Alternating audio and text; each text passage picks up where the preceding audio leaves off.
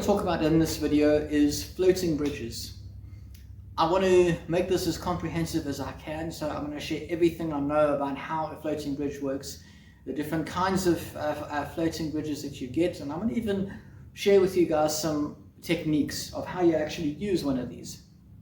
First things first, this is an SX Strat style guitar, which means that this floating bridge is a Fender Strat bridge. Well, it's not a Fender Strat, but I mean it's a Strat style. So it's basically the same style as what a Fender Strat would have. It's the most common type of floating bridge that exists, probably because it's the style that you see on all of the Fenders that exist and all of the Strat style guitars.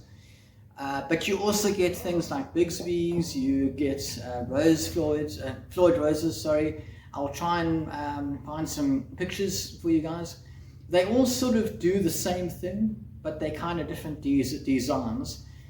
The purpose of a floating bridge is when I strum a chord, it does that, okay? This floating bridge has a bunch of screws there on one side and not the other, so this is floating, that's why they call it floating. As I push down, it actually lifts the bridge. I want to see if I can't get you guys a better angle. There we go. As I do that, you notice the bridge actually lifts up, the back of the bridge. That's all that a floating bridge does. So as I put pressure, it relaxes the strings, and that's how you get a different sound. Typically, this type of bridge only moves in one direction. Well, not typically, that's just how they work. The main difference between a Floyd Rose and a Bigsby, and this and a Bigsby, your bridge moves in one direction. So you can't adjust the pitch up, you can only adjust it down. I can push down on this, I can't really pull up. It doesn't really work, right? Whereas a Floyd Rose can go both ways. You can either drop the tension or raise the tension. Yeah, that's the nice thing about a Floyd Rose, although notoriously they tended to put your guitar out of tune. I believe the modern ones are much better, but yeah. Next, what I want to show you is a close-up of how this particular floating bridge works. And then I'm going to actually show you how a Bigsby floating bridge works, just to give you an idea of that. I don't have a Floyd Rose in the shop, unfortunately, otherwise I would show you that. And then finally, I'm going to show you some techniques, how you actually play with a floating bridge. So let's get this on the table and have a look in the back, shall we? Alright, let's take this cover plate off and then we'll have a look inside and I can show you exactly how this thing works.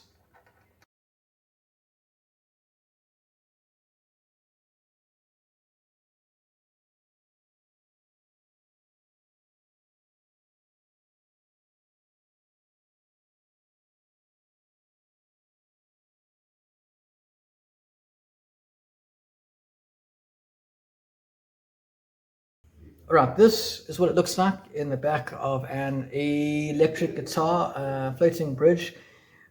First, a basic anatomy lesson. I'll try to hold this closer for you. This metal piece here is called the claw. It's what attaches the springs to the body of the guitar. Then you've got your 3 springs, and then that part there is actually the bridge itself, as you can see. So these springs are the reason why, as I put tension on the bridge itself, I don't know if I can get it to move, but no, not really strong enough without the actual, there we go, a little bit of movement there, you can see. It literally pulls that back, and that's how you get your tremolo action. Now, you will notice that there are 3 springs. That's because this guitar is running 10s. The very general guideline, the way that you balance things, okay, the way that you balance your spring tension to your string tension is firstly to do with the amount of springs you've got, and secondly with how tight or how loose these screws are. Now, the very sort of general guide, and I stress this is general, right? This isn't like a textbook thing, this is sort of roughly, because all guitars are going to be different, there's different kinds of bridges, as we've just discussed. Very sort of general guide is that if you are running 12s or thicker, you will want 5 springs. If you're running 11s, you want 4. If you're running 10s, you want 3. 9s are also 3. 8s and 7s are going to be 2, although you probably use 3 for 9s also. Yeah, it's a very general thing. This guitar is running 10s. If I was to go up to 12s, I would definitely add another spring on. 2 tips with regards to balancing things and making sure that your bridge is done correctly. The first is that you want to balance your springs, by which I mean you will notice you've got 1 spring in the middle and 1 on each side. Okay. And look more on this side how evenly these are spaced. There's a reason we have an odd number of holes, and that's so that this can be balanced in terms of the way it's being pulled. You don't want to put all 3 springs there, for instance, and have the bridge being pulled skew. So if I was to add another spring in, typically what I would do is I would move these 2 to the outer hooks, move this one to that hook, and put the last one in that one. Basically just leave the middle hook undone. If it was just 2 springs, you would only have those 2 springs. Yeah. The second tip that I will give has to do with the front of this guitar. You will notice that there are 5 screws on the front and nothing on the back. Typically, you don't want those screws to be too tight. Just going to make your life easier to work with your tremolo arm. Yeah, if it's too stiff, it can cause problems. You want it to be flush, right? I mean, you want to screw these in properly. You just don't want to like crank them in. So that being said, typically the way that I tend to set these things up, I'll put the correct amount of springs in first, and then I'll start to adjust these screws as necessary. What you want is for your bridge, I don't know if you can see on this guitar, if I can get it to a good view, you'll see that the bridge is sort of just slightly up. There's a bit of a gap there, but it's still sort of parallel, if I'm making sense. You don't want the bridge lifted, but then you don't want it touching the body either. I hope you can see that. You want a slight gap there. That's kind of what you want it to be straight, right? Now, it is a preference thing. For me, I like to have my trem quite sensitive personally. Actually, let me flip this over. But yeah, textbook method is to have it as straight as possible. Anyways, let's put this back together and get back to the other camera view so I can give you some tips and tricks on how to actually use a tremolo arm. This is a Bigsby bridge, as you can see the company name there. This is basically the same concept as a Fender floating bridge, except you'll notice the strings, they go beneath this barrel and they wrap around this barrel, and I hope you can see this. As I do this, it just turns the barrel a bit, right? These can also be adjusted, but they're a little bit more complicated than a Fender bridge. But again, it's basically the same concept. As I put pressure, it loosens the strings on the actual guitar.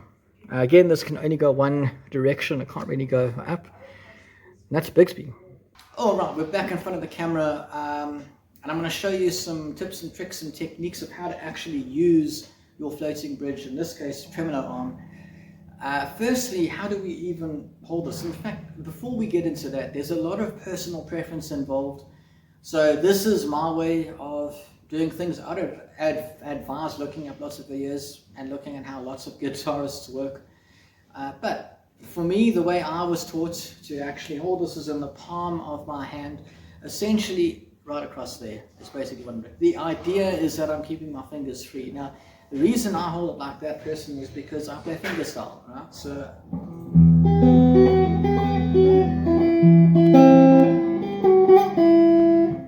I don't use a plectrum, so I need to be holding this such that all of my fingers can still work.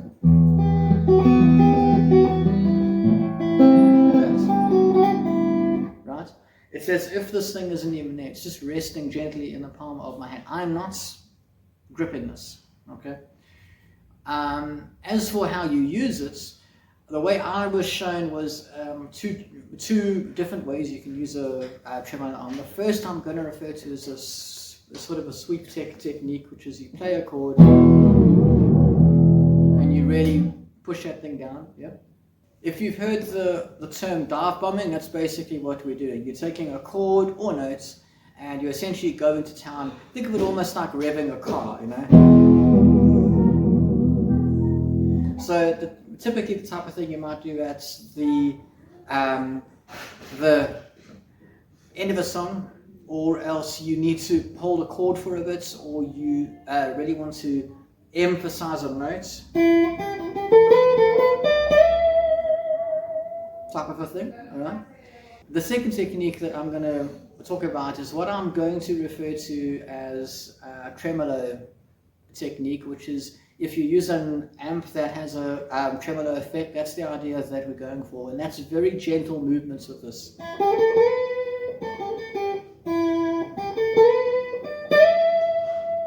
So you can probably barely see my hand moving.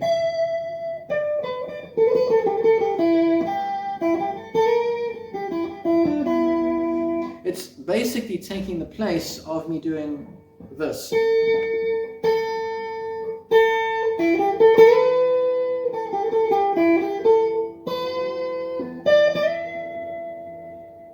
Right? I'm sure you've seen lots of good guitarists do that. Well, instead,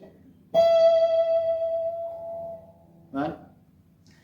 And I'll be honest with you, this tremolo technique took me a decent amount of time to get used to get it to sound good. Just dive bombing, that's easy to do. I mean, you just whack the thing, all right? But to do proper...